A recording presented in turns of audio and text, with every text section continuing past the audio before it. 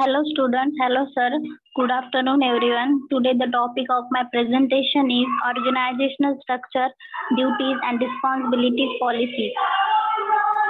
Bajaj auto limited ही जी organisation आहे, ही संघटना आहे, त्यामध्ये कशा प्रकारे वर्कर्स किंवा इन्चार्ज तिथल्या ऑफिसरची काय रिस्पॉन्सिबिलिटी आहे, त्यांची ड्युटीज काय आहेत ते मी तुम्हाला सांगणार आहे. First one is organizational structure. Jamnalal Bajaj is founder of the group and the present chairman of the group is Rahul Bajaj, and Bajaj is India's premier automotive company and it is a leading manufacturing of motorcycle and three-wheelers in India. Bajaj संघटनाचे म्हणजे त्यांनी जे found केलं ते जमनालाल बजाज आणि सध्याचे जे present chairman आहेत ते राहुल बजाज आहेत. बजाज कंपनी ही इंडियामधली टॉप मोस्ट ऑटोमोटिव्ह कंपनी आहे आणि ती थ्री व्हीलर्स आणि मोटरसायकल मॅन्युफॅक्चर करते. इथे ऑर्गनायझेशन स्ट्रक्चर बजाज ग्रुप म्हणजे बजाज ग्रुप सोबत जे 34 कंपनीजने कॉम्प्रोमाइज केले त्याची लिस्ट आहे इथं. Bajaj Auto is the flagship of the Bajaj group of companies and the group compromised with 34 companies and was founded in the year 1926. 1926 मध्ये जे 34 कंपनीजने बजाज ग्रुप सोबत कॉम्प्रोमाइज केले होते ते ग्रुप्स कंपनीजचे इथे नाव आहेत. First one is Bajaj holding and investment limited, Bajaj financial limited. इथं 34 कंपनीजचे सगळी नाव आहेत. Third one is duties and responsibilities. यामध्ये जे ऑफिसर्स आहेत, वर्कर्स आहेत, त्याची रिस्पॉन्सिबिलिटी काय आहे ते मी तुम्हाला इथे दाखवलं आहे. Executive officer CEO and CV is responsible for complete plant operation. He has to follow instructions from managing director BAL regarding production target, production planning, future projects, financial resources and funds, manpower, etc.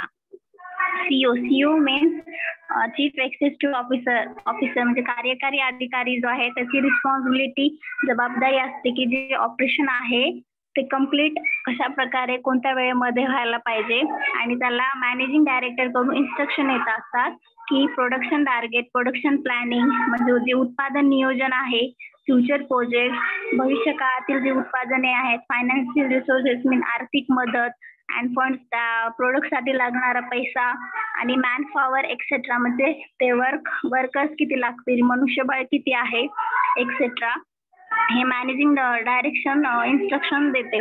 The CEO is supported with main 4 departments for execution of different activities and liabilities.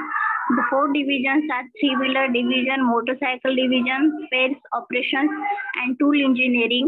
Tool engineering division is common section between different BAL plants. The GM tool engineering has to report directly to higher executives of BAL as well as CEO. CEO कडे 4 division असतात. पहिला आहे three wheelers division म्हणजे motorcycle auto वगैरे त्याच्याकडे division असते. Motorcycle division, spares operation and tool इंजिनिअरिंगचं त्याच्याकडे डिपार्टमेंट असते. तो त्या कामासाठी रिस्पॉन्सिबिलिटी असतो. Next one is DGM. DGM is deputy general manager म्हणजे उपमहाव्यवस्थापक. is responsible for different activities in three-wheeler production division.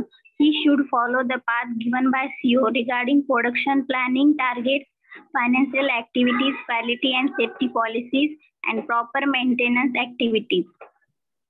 DGM ची ही जबाबदारी असते की ज्या प्रकारे CEO काम करत आहे त्या प्रकारे त्याच्याकडे थ्री व्हीलर प्रोडक्शनचं डिव्हिजन असते. त्याच्यामध्ये CEO कडून त्याला इन्स्ट्रक्शन भेटतात की जे प्लॅनिंग टार्गेट्स आहेत म्हणजे जे टार्गेट आहेत त्याची प्लॅनिंग कशा प्रकारे करायची, फायनान्शियल ऍक्टिव्हिटीज काय आहेत, क्वालिटी अँड सेफ्टी पॉलिसीज काय आहेत, वर्करसाठी कोणत्या सेफ्टी अवेलेबल आहेत and proper maintenance activities. There are different subdivisions under this division like press and fabrication, paint shop, assembly quality assurance, machining, special project manufacturing, engineering, production planning and control, total productive maintenance, etc. यामध्ये जे assembly आहे, quality assurance आहे, म्हणजे गुणवत्ता हमी, म्हणजे एखादा डिपार्टमेंटमध्ये जे सीए कडून त्याला इन्स्ट्रक्शन आलेले असते ते प्रेस अँड फॅब्रिकेशन म्हणजे दाबा, बनावट, पेंट शॉप, म्हणजे स्टार्टिंगला त्याचं बनावट करायची, नंतर मग त्याला पेंट शॉप करायचं, मग assembly, quality assurance, machining, special project and manufacturing engineering या प्रकारे DGM चे रिस्पॉन्सिबिलिटी असते. Next one is section incharge.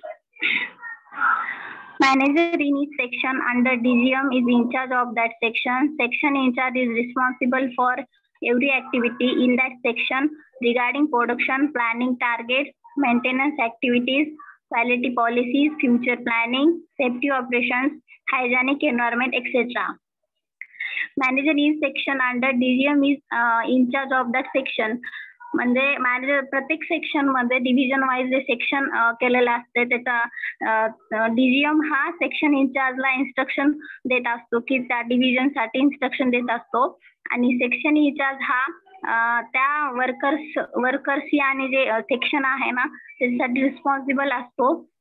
त्यामध्ये तो प्लॅनिंग टार्गेट्स काय, मेंटेनन्स ऍक्टिव्हिटीज काय आहेत, quality policies, future planning, safety operations and hygienic environment, म्हणजे तिथलं वातावरण कसं स्वच्छ असायला पाहिजे याची रिस्पॉन्सिबिलिटी सेक्शन इन्चार्ज कडे असते. Next one is assistant manager. Scope of work is subsection is deputed with different assistant managers. प्रत्येक मॅनेजरकडे सबसेक्शनद्वारे डिफरंट असिस्टंट मॅनेजर्स असतात. He is responsible to follow all instructions given to him by his higher level management. त्याला ही responsibility higher level management कडून दिली जाते आणि तो त्याप्रमाणे फॉलो करतो. Work targets are assigned directly to this level. He has to complete targeted work from lower hierarchies. Next one is assistant manager. Scope of work is in charge है. Shift in charge is directly in contact with different types of workers. He has to finish his shift by production target within quality standards of the company. His job is directly related with machines and its basic preventive maintenance. Shift in charge is directly in contact with different types of workers. म्हणजे आता सब divisions wise जे shift तयार केलेले असतात त्यामध्ये जे worker काम करतात त्याचा डायरेक्टली कॉन्टॅक्ट हा इन्चार्ज करतो. ही त्याची रिस्पॉन्सिबिलिटी आहे आणि he has to finish shift wise production target within quality standards of the company. म्हणजे त्यांचं जे टार्गेट आहे म्हणजे ठरवल्या वेळाप्रमाणे तेवढे प्रोडक्ट तयार झाले पाहिजेत त्या quality standards of the company प्रमाणे तो वर्कर सोबत कॉन्टॅक्ट करत असतो. His job is directly related with machines and it's basic preventive maintenance. त्याचा हाच जॉब असतो की तो डायरेक्टली मशीनशी कनेक्टेड असतो आणि प्रिव्हेंटिव्ह मेंटेनन्स साठी. नेक्स्ट वन इज लेबर और workers. There are 3 categories in worker level: skilled workers, unskilled workers, helpers. The production targets are given to each worker. Group through shift in charge. Workers मध्ये सुद्धा category असतं म्हणजे श्रेणीनुसार काम करतात. पहिला आहे skilled workers म्हणजे कुशल कामगार म्हणजे चांगल्या प्रकारे काम करणारे बुद्धिमान, आणि अनस्किल्ड वर्कर्स म्हणजे अकुशल म्हणजे काम न करणारे हलगर्जीपणा करणारे, आणि थर्ड वन आहेत हेल्पर्स मध्ये मदत. तर हे रिस्पॉन्सिबिलिटी आणि ड्युटीज ही प्रत्येक सेक्शनद्वारे प्रत्येक डिव्हिजनद्वारे प्रत्येक इन्चार्ज ऑफिसरची असते आणि जर प्रत्येक इन्चार्ज आणि ऑफिसरनी त्यांचे काम जर चोखपणे केलं तर कंपनीला लॉस होत नाही, प्रॉफिटेबल अमाऊंट मध्ये कंपनी राहते. Last one is key policies. First one is TPM policy.